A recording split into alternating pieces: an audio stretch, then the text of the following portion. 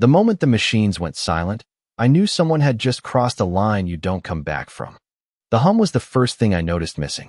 That low, steady vibration that had filled the room for weeks, like a heartbeat made of electricity. Then came the silence. Heavy, pressing, wrong. I was already moving before my brain caught up, boots hitting hardwood, the faint smell of warm plastic hanging in the air as I pushed through the door into the ICU room I'd built with my own hands. The monitors were black. The ventilator display dead. No warning alarms, no flickering lights. Just stillness. My chest tightened as I checked the main line panel on instinct, fingers brushing cold metal that should have been warm with current. Nothing.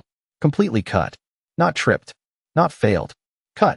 Outside. The late afternoon sun washed the neighborhood in that fake, perfect golden light HOAs love to brag about. Trimmed lawns and identical mailboxes lined up like soldiers.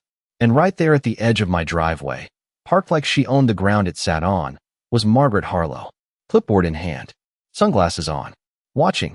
The crunch of gravel under my boots sounded louder than it should have as I stepped outside, the air carrying a faint scent of diesel from somewhere down the block, and something sharper, ozone maybe, or maybe just the taste of anger rising in my mouth. "Daniel," she said, voice smooth and rehearsed, like she was reading from a script she'd practiced in the mirror. "We had to initiate an emergency shutoff. Community safety." I didn't answer right away. I just looked past her, down the street, at the transformer box sitting perfectly intact at the corner. No crews. No cones. No warning tags. Nothing about this looked like an emergency. Everything about it looked intentional. "You shut off a live medical system," I said finally, keeping my voice level, even though every instinct in my body was telling me to break something just to feel the noise again. She tilted her head slightly, that same tight smile never leaving her face. "Your installation violates multiple aesthetic and structural guidelines. We've issued notices. You chose to ignore them." A breeze picked up, carrying the faint scent of freshly cut grass and something chemical from a neighbor's lawn treatment. Normal suburban life. Completely disconnected from what had just happened inside my house. "That system is keeping someone alive," I said. "Then perhaps," she replied, tapping her pen against the clipboard, "you should consider relocating it to a proper facility." The words hung there for a second, cold and deliberate. Not ignorance. Not a mistake. A decision. That's when everything slowed down. The sound of a distant lawnmower. The faint rattle of a flagpole somewhere down the street. The weight of the keys in my pocket. I didn't argue. Didn't raise my voice. Didn't give her the reaction she was waiting for. I just nodded once, turned, and walked back toward the house. Behind me, I could feel her watching, probably already writing something down, already thinking she'd won. The air inside hit me different this time. Still, heavy, wrong, but I wasn't looking at the machines anymore. I was looking past them, through the back window, toward the covered shape sitting in my driveway. 22 feet of reinforced steel and quiet potential under a gray tarp. My generator truck. The one she'd called industrial clutter in her last notice. The one she'd tried to find me for parking in plain sight. I reached for the edge of the tarp, fingers tightening around the fabric as the faint metallic scent of diesel and machinery drifted up to meet me. They thought they could shut off the power and end the problem. What they didn't understand was simple. Power doesn't disappear. It just changes hands. I did not run back to the machines right away. That is the part most people would get wrong. Panic makes noise, and noise makes mistakes, and mistakes cost time you do not have. Instead, I moved with purpose, every step measured, every breath steady as I crossed the room and checked the manual bypass panel I had installed 6 months earlier. My fingers traced the switches by memory, confirming what I already knew. No incoming current. No residual flow. This was not a grid fluctuation. This was a deliberate disconnect upstream. The kind that requires authorization. The kind that leaves a paper trail. The faint smell of heated circuitry still lingered, like something had been forced to stop mid-breath, and for a second I closed my eyes, not in fear, but in calculation. I had built this room to hospital standards, every wire rated, every backup layered, every fail-safe tested under conditions most homes never experience. But there is one rule you cannot cheat. If someone cuts the source, everything downstream goes dark unless you bring your own power.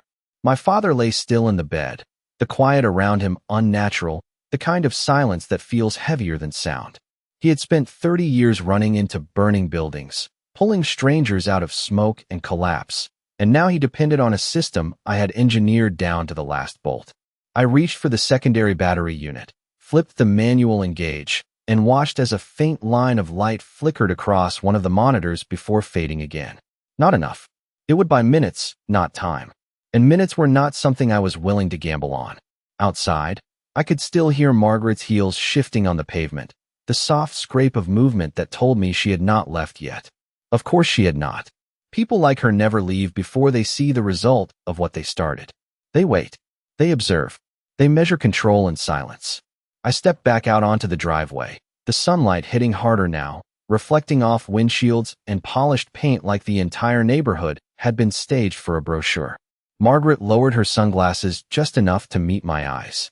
"I assume you understand the severity of the violation now," she said. Her voice carried that same artificial calm, like she was narrating a routine inspection instead of standing in the middle of something far more serious. I looked past her again, this time noting something new. The service panel at the side of my house had been tagged. Bright orange. Official. Too official for a random outage. I walked over, peeled the corner back just enough to read the header. Temporary disconnection authorized under municipal request. That was the moment the picture sharpened. This was not just HOA pressure. This was influence. Connections. Someone had made a call, signed a form, pushed a request through the right office at the right time. Margaret's husband sat on the city council. I had heard the stories. I had ignored them because most of them sounded like exaggerations. Standing there, holding that tag in my hand, I realized they were not exaggerations. They were warnings. I let the tag fall back into place and turned toward her. "You went outside the HOA for this," I said. She gave a small shrug, like it was nothing more than a scheduling detail. "We work with the city when necessary. Community safety is a shared responsibility."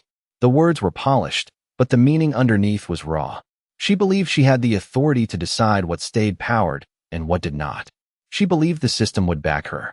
That was the second mistake. I slipped my hands into my pockets, feeling the edge of my phone, the familiar weight of it grounding me as I glanced toward the tarp-covered truck again. There was a low wind now, just enough to lift the corner of the fabric for a split second, revealing the reinforced housing underneath, the heavy-duty connectors, the industrial-grade ports designed for one purpose: keeping things running when everything else fails. I had deployed that truck in flood zones, hurricane aftermaths, entire neighborhoods without power for days.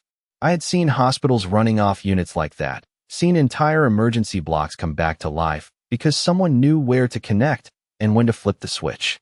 Margaret followed my gaze, her expression tightening just slightly. "That vehicle will need to be removed as well," she added, tapping her pen again. "It is not compliant with residential standards." I almost smiled at that, not because it was funny, but because it was predictable. She was still thinking in terms of appearances. Lines. Rules printed on paper. She had no idea what that truck was capable of. No idea what I was licensed to do with it. No idea that the same system she had just used to shut me down had a clause built into it for emergencies. A clause that transferred control to whoever could restore power safely when a shutdown compromised essential systems. I took a slow breath, tasting diesel in the air now, sharper than before, like a memory surfacing. Then I looked back at her, calm, steady, and for the first time since the lights went out, completely certain. She thought she had turned everything off. She thought she had ended the equation. What she did not realize was that she had just forced me to solve it my way. I did not say another word to her. Not because I had nothing to say, but because anything I said in that moment would have been wasted on someone who thought power came from a clipboard and a connection at City Hall. I turned my back on Margaret Harlow and walked straight to the truck. The gravel shifted under my boots, each step steady, deliberate, the way you move when you know exactly what comes next. The tarp snapped softly in the breeze as I grabbed the edge and pulled it back in one clean motion. Sunlight hit the steel housing, dull and solid, not polished, not pretty, but built for function, not approval. The faint smell of diesel rose instantly, familiar and grounding, mixing with the heat of the afternoon. Behind me, I could hear her shift again, the subtle change in posture of someone realizing they might have misread the situation but not ready to admit it yet. I ran my hand along the side panel, fingers brushing over the worn lettering and the certification tags bolted into place. Federal Disaster Response Rated. Multi-phase output. Grid synchronization capable. Not something you hide in a garage. Not something you apologize for owning. I reached into the side compartment and pulled out the heavy cable bundle. Thick insulation coiled tight. Connectors built to handle more load than this entire street would ever draw on a normal day. The weight settled into my hands like it belonged there. Because it did. I had spent years working storms, blackouts, entire counties without power, learning exactly how systems fail and how to bring them back online without making things worse. You do not guess in this line of work. You do not improvise. You follow structure, law, and physics. Always in that order. Daniel, Margaret called out, a sharper edge creeping into her voice now. You cannot operate industrial equipment in a residential zone without approval. I did not look back. I opened the control panel instead, flipping the main breaker on the truck to standby. The system responded with a low hum, not loud, not aggressive, just present, like something waking up after a long rest. You already shut down an essential system, I said, still facing the panel, my voice even. That changes the rules. There was a pause behind me, just long enough to tell me she did not understand what I meant. That was fine. Most people do not read the clauses buried at the bottom of utility regulations. Most people never need to. I had. Years ago, after a hurricane left an entire hospital wing without power for 18 hours because nobody on site knew they had the authority to override a local shutdown. People like me exist to make sure that does not happen twice. I connected the first cable, locking it into place with a solid click, then carried the other end toward the external service port I had installed when I first built the ICU room. Margaret stepped closer now, close enough that I could hear the faint scent of her perfume cutting through the diesel and summer air. If you proceed with this, she said, voice tightening, you will be in violation of multiple codes, and I will have no choice but to escalate. I crouched near the panel, guiding the connector into place, tightening it down with practiced precision. You already escalated, I replied. You just did not realize it. The connection seated perfectly. I stood, wiped my hands once against my jeans, and walked back to the truck. The hum deepened slightly as I switched from standby to active load. The sound carried differently than silence. It filled space, pushed back against the emptiness that had settled over everything minutes earlier. I glanced down the street again, taking in the layout automatically. Single-phase residential lines feeding into a shared secondary transformer. A side access junction 2 houses down. Enough capacity on my unit to handle the entire block if needed, but that was not the first step. First, you stabilize the critical system. Then you assess. Then, if necessary, you expand. I reached for the final control lever and paused for half a second, not out of doubt, but out of habit. You always respect the moment before power returns. Because once it does, everything changes. Behind me, Margaret shifted again, and this time I could hear it clearly. Uncertainty. Small but real. The kind that creeps in when control starts to slip. I pulled the lever. The truck responded instantly, the hum locking into a steady rhythm, deeper now, stronger. Inside the house, through the open doorway, I saw the first flicker of light return to the panel. A thin line. Then another. Systems waking up, one by one, exactly the way they were designed to. I did not rush back in. I watched for 2 seconds, confirming stability, load balance, no surge, no fluctuation. Clean power. Controlled. Reliable. Then I turned slightly, just enough to look at Margaret over my shoulder. Her sunglasses were still on, but I could see the tension in her jaw now, the way her grip tightened around that clipboard like it suddenly weighed more than paper should. She thought she had turned everything off. What she was starting to realize, standing there in the quiet hum of a system she did not understand, was that she had just handed control to someone who did. The lights inside stabilized in stages, not all at once, but in a controlled sequence that told me everything was working exactly as designed. First the main panel indicators, then the monitor screens flickering back to life, then the steady return of that low, familiar hum filling the room again. It was not just sound. It was confirmation. I stepped inside, the air still warm from the sudden shutdown, but shifting now, alive again with current flowing through systems that had no business ever going dark in the first place. The ventilator display came back online. Numbers reappearing in calm, steady increments, each one a quiet reassurance that the system had recovered without instability. I watched for a full 10 seconds, eyes moving across every screen, every line, every reading. No spikes, no drop-offs, clean load distribution. Exactly what I expected. I adjusted one dial slightly, fine-tuning the output, then stepped back, letting the system run on its own. Outside, the hum of the generator carried through the open doorway, blending with distant neighborhood sounds that suddenly felt different, sharper, like everything was being heard through a new filter. I walked back out slowly, wiping my hands once more, and found Margaret standing exactly where I left her, but not quite the same as before. Her posture had changed. Less certain, less controlled. She glanced toward the house, then back at the truck, then finally at me. "You restored your power," she said, like she was trying to reframe what had just happened into something small, manageable. I shook my head slightly. "No," I replied, calm and steady. "I replaced it." The distinction hung there between us, and for a moment she did not respond. The wind picked up again, lifting a few loose leaves along the curb, carrying the faint scent of asphalt and summer heat. Down the street, a porch light flickered briefly, then went out again, the kind of minor fluctuation most people would not notice. I did. I always did. I turned my head slightly, eyes narrowing as I tracked the line visually from my driveway to the shared transformer. The load shift had traveled farther than just my house. Not enough to cause a problem, but enough to register. That was when the second realization clicked into place. The way the shutdown had been executed had not isolated just my property. It had destabilized the local distribution balance. A small mistake, but a real one. The kind that compounds if left alone. I walked past Margaret without asking permission, moving toward the edge of the driveway where the secondary line fed into the junction box. The metal cover was warm under my fingers as I crouched down, listening. You can hear a system if you know what to listen for. A slight unevenness in the current. A faint irregular hum. Nothing dangerous yet, but not clean either. Behind me, her voice came again, sharper now. "You need to stop whatever you are doing and disconnect that equipment immediately." I did not turn around. I kept listening for another second, confirming what I already suspected, then stood up slowly.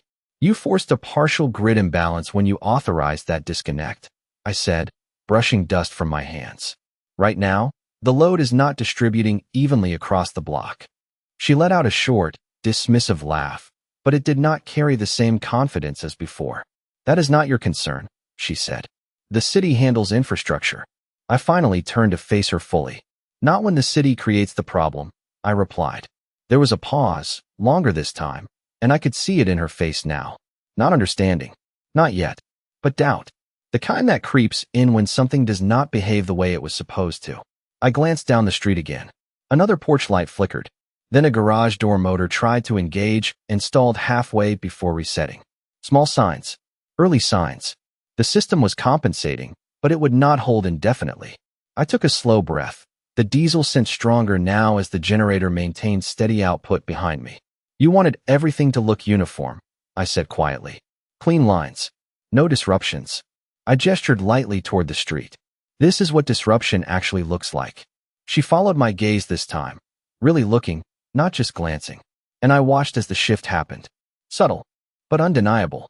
The moment when control stops feeling absolute. The moment when someone realizes they might not be the one in charge anymore. I slipped my hands into my pockets again, calm, grounded, completely in control of my own system. "You shut down one house," I said, "but you did it through a network you do not fully understand." The hum of the generator continued, steady and confident, filling the space between us. "And now," I added, meeting her eyes, "that network is starting to respond." The flicker down the street did not stop. It repeated, uneven, like a rhythm trying to correct itself and failing by fractions of a second each time.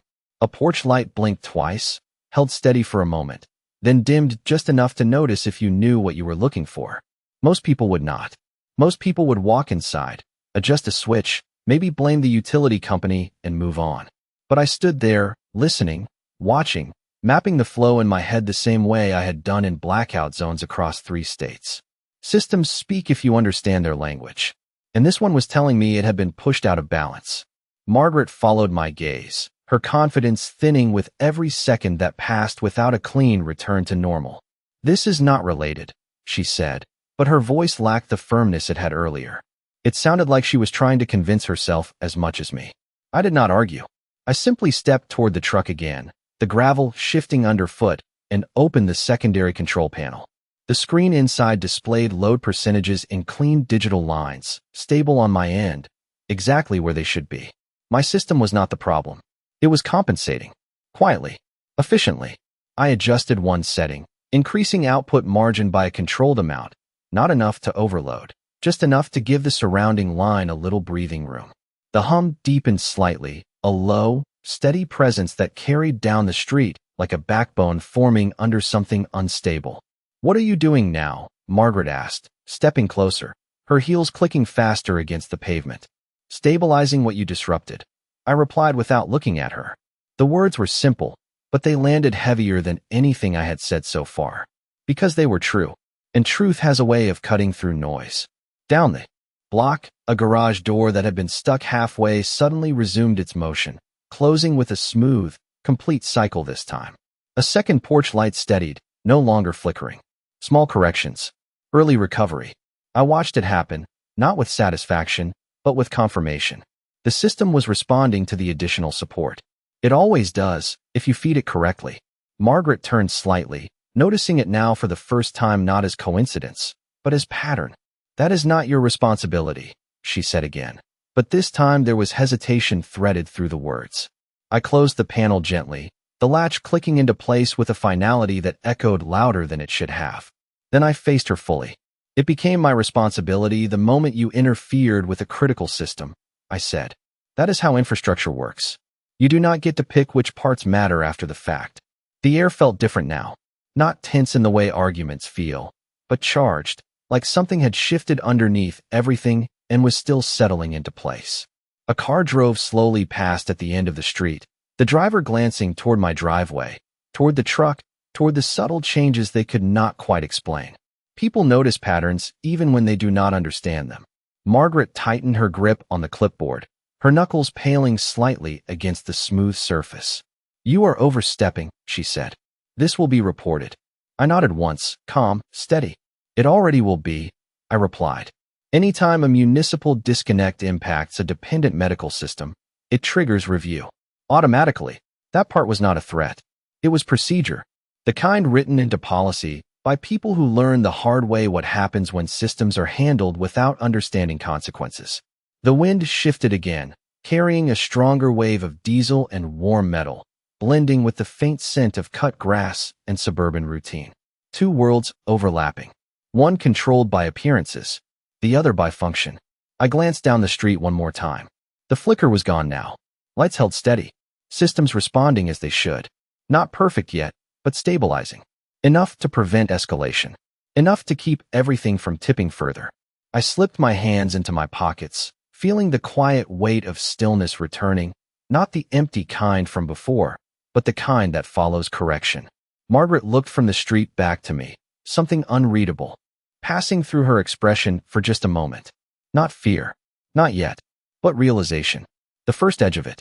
The understanding that what she had set in motion was larger than a rule violation, larger than a notice on a clipboard. I met her eyes, my voice even, grounded. "You thought you were enforcing standards," I said.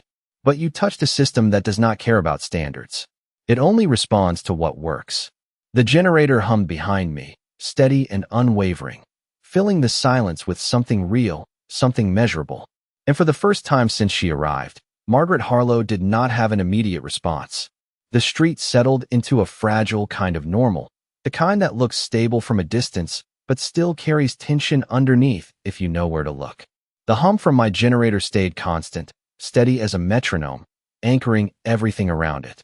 I stood there for a few seconds longer, watching the houses, the lines, the subtle behavior of a system that had just been forced to adapt faster than it was designed to. Then I turned back toward the truck, not because I needed to check it, but because I knew what came next. Systems do not exist in isolation. When something shifts, someone notices. It is only a matter of time.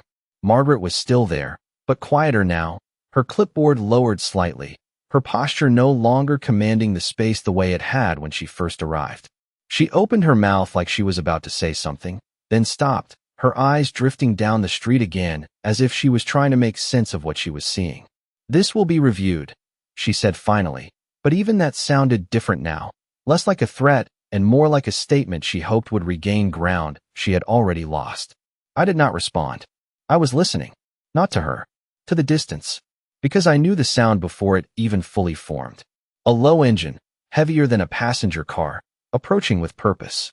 A second later, the white utility truck came into view at the end of the block, turning slowly onto our street, its tires rolling over the pavement with that distinct weight that only service vehicles carry. The logo on the side was clear even from a distance. City Power Authority. Right on time. The truck moved down the street at a controlled pace, not rushing, not hesitant, just deliberate. It passed 2 houses, then 3, the driver scanning the lines, the poles, the junction points. When it reached my driveway, it slowed further, then stopped just short of the curb. The engine idled with a low, mechanical rumble that blended with the steady hum of my generator. 2 systems acknowledging each other without words. The driver stepped out, followed by a second technician, both wearing standard issue gear, reflective stripes catching the sunlight. They did not look at Margaret first. They looked at the truck, then at the connection point, then at me. Professionals recognize structure. They recognize when something is done correctly. One of them nodded slightly before even speaking. "You initiated backup?" he asked, voice calm, matter of fact. I returned the nod. "Critical system dependency," I said. "Unauthorized disconnect upstream." He glanced toward the tagged panel, then back at the line, then down the street where the earlier fluctuations had already started to resolve. His partner was already checking a handheld device, pulling up data, cross-referencing load behavior in real time. "We saw the spike," the second technician said. Then the correction. He looked up, eyes narrowing slightly, not in suspicion, but in focus. "That was you." I did not answer with words. I just gestured lightly toward the truck. That was enough. Margaret stepped forward then, regaining some of her voice as authority arrived. "This situation was handled under municipal request," she said, tone sharpening again now that she had someone else to speak to. "The property was in violation of community standards." The first technician looked at her for the first time, expression neutral, but not impressed. "Ma'am," he said evenly, "community standards do not override medical dependency protocols." The words landed clean, precise, without aggression, but with finality. Margaret blinked once, just enough to show the impact, but she recovered quickly. "We coordinated with the city," she insisted. The second technician stepped closer to the service panel, scanning the tag again, then tapping something into his device. "Request logged," he said, "but classification is incorrect." He glanced up, meeting her eyes briefly. "This should have been flagged as protected load." Silence followed that. Not the heavy silence from before, but a different kind. The kind that forms when a narrative starts to break apart under facts. I stayed where I was, hands relaxed at my sides, letting the process unfold the way it always does when systems correct themselves. No raised voices. No arguments. Just data, procedure, and the quiet weight of reality settling in. The first technician turned back to me. "You maintained stability," he said. "That prevented a wider issue." I nodded once. That was the goal.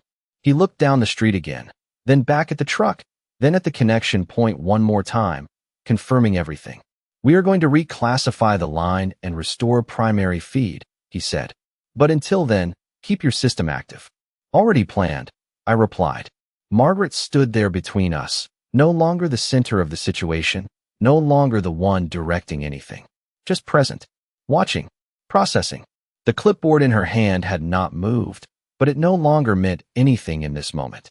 The hum of the generator continued, steady and unbothered, carrying through the air like a quiet statement. Power does not follow authority. It follows understanding. And now, finally, the system was speaking in a language she could not rewrite. The utility technicians moved with quiet efficiency, one heading toward the pole line while the other stayed near the service panel, their radios crackling softly with clipped, professional updates that blended into the background like another layer of controlled noise. I stepped back a few feet, giving them space, not because I needed to, but because I understood the rhythm of this kind of work. You do not crowd a system when it is being corrected. You let it breathe. You let the people who know their roles execute without interference. The generator behind me held its steady tone, unchanged, unaffected by the arrival of official authority. It did not care who showed up. It only cared about load, balance, and continuity.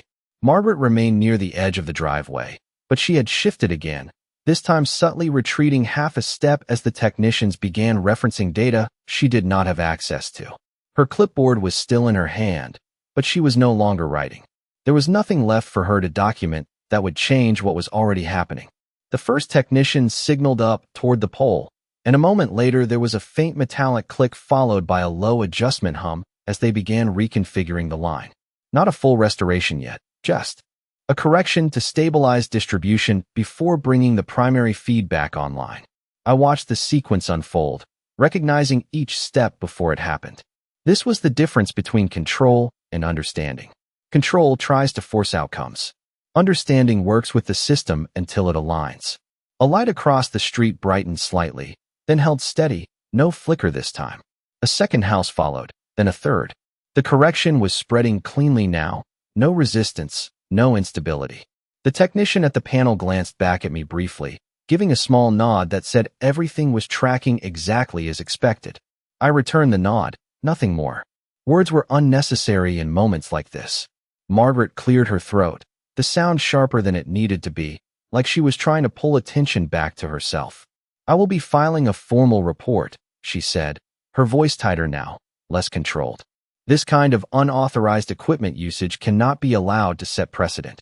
The second technician did not even look up from his device as he responded. Ma'am, the equipment in use is within emergency compliance standards. His tone was calm, but there was a firmness under it that did not invite debate. And given the classification of the load, it was not only allowed. It was necessary. That word hung in the air longer than anything else had. Necessary. Not optional. Not questionable. Required. Margaret's grip on the clipboard tightened again, but she did not respond immediately this time. She was recalculating, I could see it, trying to find a position that still gave her footing. But the ground had already shifted. The first technician climbed down from the pole, landing lightly, then walked toward the truck, his eyes scanning the setup one more time. You maintained phase alignment, he said, more to me than to anyone else. That is not something we see from homeowners. I gave a small shrug. I am not a homeowner when the grid goes down, I said. I am a contractor. He gave a short, approving nod, like that confirmed what he had already suspected. Well, he replied, you kept this from turning into a bigger issue. He turned then, addressing his partner. We are ready to restore primary. The second technician acknowledged with a quick tap on his device, then looked up at me. We will bring the line back online in sequence, he said. Keep your system engaged until we confirm full stability. Understood, I replied. He moved toward the junction point, and for a brief second, everything felt still again, like the system itself was holding its breath before transition. Then came the shift. A low, almost imperceptible surge as the primary feed re-engaged upstream, followed by a smooth, controlled return of full grid power cascading down the line. One house, then the next, then the entire block, each connection locking in without flicker, without hesitation. Clean restoration. Exactly how it should have been handled from the start. I watched my own panel through the open doorway, seeing the grid signal return, stable and strong. I waited 2 seconds, confirming no fluctuation, then walked back to the truck and began the disengagement sequence. Slow, controlled, no abrupt disconnects. The hum softened gradually, stepping down load until it matched the restored line, then easing off completely. Silence returned, but this time it was the right kind. Not empty, not wrong, just quiet. I secured the panel, coiled the cables, each movement deliberate, practiced. Behind me, the street had returned to its perfect, uniform appearance, the kind Margaret had wanted all along. But it felt different now, because everyone who had been paying attention knew what it took to get there. I pulled the tarp back over the truck, smoothing it down as the last trace of diesel scent faded into the warm air. Then I turned. Margaret was still standing there, but the space around her had changed. She was no longer directing anything, no longer defining what was acceptable. She was just another person on the street, watching a system she tried to control correct itself without her. I met her eyes for a brief moment, my voice calm, steady, leaving no room for misinterpretation. Next time, I said, you check what something does before you decide it should not exist. The technicians finished their checks, their truck idling quietly at the curb, ready to move on. The system was stable. The street was calm. And for the first time since this started, everything was exactly where it should have been. The utility truck pulled away slowly, tires rolling over the asphalt with that same steady weight it arrived with, leaving behind a street that looked exactly like it had an hour ago, and yet felt completely different. The engines faded into the distance, and with them went the last layer of outside authority, leaving just the quiet hum of normal life settling back into place. Lawn still trimmed, mailboxes still aligned, everything visually perfect. But now there was a memory in the air, something invisible but real, like the faint trace of diesel that still lingered around my driveway. I stood there for a moment, letting the silence settle properly this time, not the forced kind from before, but the earned kind that comes after a system resets itself the right way. Margaret had not moved. Not much, anyway. She was still holding that clipboard, but it hung lower now, no longer anchored to any sense of control. Her eyes shifted briefly toward the service panel, then toward the street, then back to me, like she was trying to piece together how something she initiated had ended somewhere she could not follow. "This is not over," she said finally, but the words landed softer than she intended, lacking the sharp edge they carried earlier. I did not respond immediately. I walked past her instead, back toward the house, stepping into the doorway just long enough to check the monitors again. Everything was steady, readings clean, no residual instability. My father's system was exactly where it needed to be, supported now by the primary grid, no longer dependent on temporary override. I adjusted one setting out of habit, more for precision than necessity, then stepped back outside. The late afternoon light had shifted slightly, casting longer shadows across the driveway, softening the hard lines of everything around us.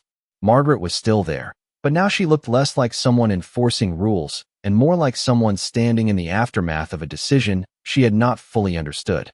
"You bypassed the system," she said, trying again, searching for footing. I shook my head once, calm, steady. "No," I replied. I followed it. That was the part people like her never grasp. Systems are not built to be controlled by opinion. They are built to function under rules that do not bend for convenience or appearance.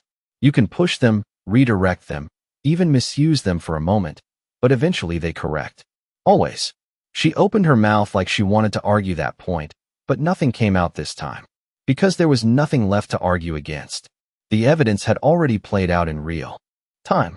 The flickering lights, the imbalance, the correction, the technicians confirming what mattered and what did not. All of it had unfolded in front of her, step by step, leaving no room for reinterpretation. A car door closed somewhere down the street, followed by the faint sound of someone starting an engine, life resuming its normal rhythm without pause or acknowledgement of how close it had come to breaking pattern. That is the thing about infrastructure. When it works, nobody notices. When it fails, everyone feels it. I walked over to the edge of the driveway and glanced once more at the junction point, now quiet, stable, unremarkable again. Exactly how it should be. Then I turned back to Margaret, meeting her eyes without any need to raise my voice. "You wanted control," I said, my tone even, grounded. "But control without understanding is just interference." The words settled between us, not loud, not dramatic, just clear. She looked at me for a second longer, then finally lowered her gaze, the first real sign that something had shifted in a way she could not reverse with paperwork or authority.